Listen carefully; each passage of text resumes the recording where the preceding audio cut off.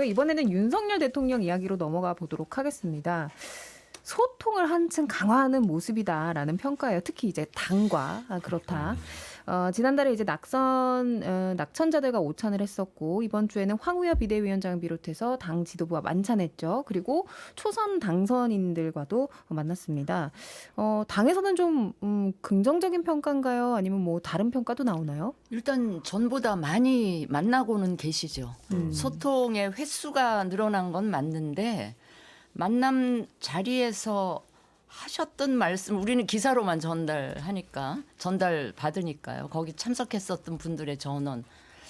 근데 그런 모임에서 하신 이야기들을 보면 또 별로 달라진 것 같지는 않다는. 그래요. 네. 만남 빈도는 늘어났는데 내용을 보면 생각이 많이 달라지신 것 같지는 않다. 뭐 그래도 저는 그런 뭐 느낌이었어요. 그제 뭐 어제 방송들 좀 보니까 초선 당선인들과 만난 자리에서 뭐 수직적 당정 관계에 대한 입장도 조금 이야기를 한 거는 같더라고요. 늘 얘기 왔어요. 아니 전에도 늘. 수직적이라고 하고 그러면 그렇게 늘 하셨지만 이렇게 당무에 의사를 개입하지 존중, 않는다. 당무에 개입하지 않고 당의 자율성을 존중하고 늘 얘기해 왔어요. 거기에 우리가 속으면 안 돼요. 이게 표현하기 나름인 것 같은데 기사에 쓸 때 소통이라고 쓰면 이제 소통 강화로 연결되는 거지만 단속이라고 치면 이제 이게 표단속이 되는 거라 엊그저께 이제 식사를 한 것도 엄밀히 말하면 수도권 당선자들하고 이제 TK 당선자들을 모아서 이야기를 하신 건데 결국 이제 21대 국회에서의 특검법 통과에 대해서는 재의결에 대해서 어느 정도 이제 단속이 됐다고 판단하고 22대 국회로 넘어가서도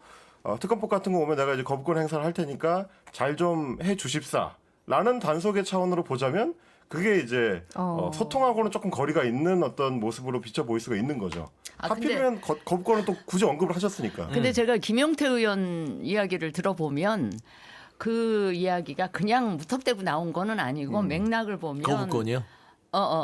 여러분들이 아무래도 의석수가 너무나 소수다 보니 거야를 상대해서 아마 의정 활동하기 굉장히 힘들 수 있다. 그러나 열심히 소신껏 하시고 정 힘들 때는 뭐 거부권도 있다. 그런 것도 이제 활용할 수가 있어요. 쫄지 말아라. 나의 거부권이. 너무 기죽지 웃어버리고 말고 그래. 열심히들 하시라. 뭐 이런 맥락에서 나왔다는 거죠. 그럼 그런 점 때문에 앞으로 뭐 큰 변화는 없을 것이다 이렇게 점치시는 거예요? 일단 급한 게 이제 대통령한테 굉장히 급한 불들이 앞에 놓여 있는데 그거는 일단 꺼야 된다는 생각을 합니다. 그 소통을 강화한다라는 것 자체가 좀 긍정적으로 보기보다는 특검 정국이 오니까 이걸 좀 막는데 우리가 용산과 여의도가 힘을 합쳐서 같이 막아보자. 이러한 긴밀한 여러 가지 좀 약속을 하고 싶어한 것이 아닌가라는 좀 생각이 드는데 이분들은 대통령이 만나자고 하면 정말 좋아해요. 여러 가지 가서 직접 만나서 여러 가지 얘기도 할 수가 있고 그냥 아주 가벼운 낮은 수준 차원의 얘기긴 하지만 이 가면은 이 현역 의원들이나 당협위원장들이 꼭 받고 싶어하는 게 있거든요. 대통령 시계. 네. 이게 당 대표나 원내대표 가면은 참고로 과거에 보면 5세트를 줘요.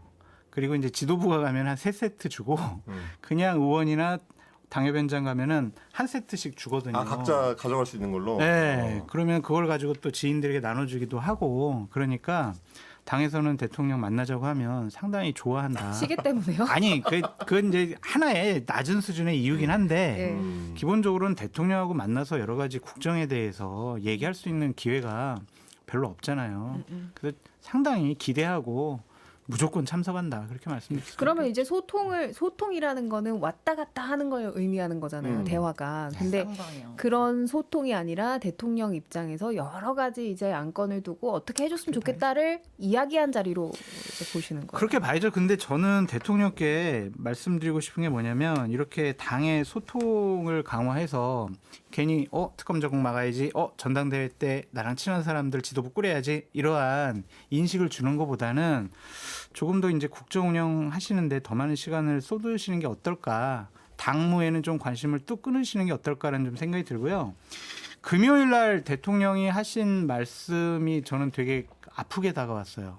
그러니까 이 국민들이 보기에 상당히 뭐 하는 정부일까라고 생각을 할 것 같은데 무슨 말이냐면 대통령께서 무엇을 바꾸고 어떻게 국정 운영할지 깊이 고민 중이래요. 아직도요? 아직 2년 지나서. 그러니까 이게 처음에 이제 인수위를 왜 만드냐고요. 우리가 향후 5년 동안 국정 운영 어떻게 하겠다라는 스케치를 그리는 거잖아요. 밑그림 예. 다 그리는 건데 지금 2년이 지났는데도 아직도 고민하고 계시대요. 이거는 밖으로 내세우는 안 될 말이거든요. 그거는 네. 제가 늘 얘기했잖아요. 본인의 배우자를 그리고 본인을 다 내려놓으면 다 해결된 문제입니다. 국가는 시스템 돌아가고. 근데 이제 이 지금 봐서 계속 그 불러서 얘기하는 거는 관례적으로 당연히 대통령이 22대 시작할 우리 의원 국민의 본인들 의원들 불러서 얘기하는 건 당연한 건데 저는 착각하지 말았으면 좋겠어요. 이제는 아니다. 그 21대까지는 공천권이 용산에 있을 수 있으나 임기가 대통령은 3년, 22대 국회의원들은 4년 남았습니다. 주도권은 22대 국회에 있어요. 그렇기 때문에 표단속을 반드시 해야 되고 잘못했다가는 넘어갈 수 있다. 그래서 특검을 지키기 위한 여러 가지 당무의 개입들이 더 가속화될 것 같아요. 아이고. 근데 저는 이번에 나온 그 대통령이 사용한 단어들 중에서 그래서 하나는 거부권이고 다른 하나는 예산 편성권을 언급을 하셨거든요. 근데 그거는 앞으로도 국회하고 맞서는 형태로 가겠다라는 거를 사실상 천명한 거여가지고 둘 다 이제 국회 입법권에 맞서는 행정부 수반으로서의 어떤 자기 권한을 강조한 것처럼 보이지만 표면적으로는 근데 하나는 특검법을 막기 위한 거부권이고 나머지 하나는 예산 쥐고 이거 내가 마음대로 할 수 있으니까 잘 생각해라고 들릴 수 있는 부분이라서 그러니까 결국엔 둘 다 민주당이 주도하게 될 22대 국회에서도 나는 국회하고 대결적인 국정 운영을 하겠다. 그거를 변화시킬 생각이 없다라는 걸로 들리는 대목들이 아닌가 그렇습니다.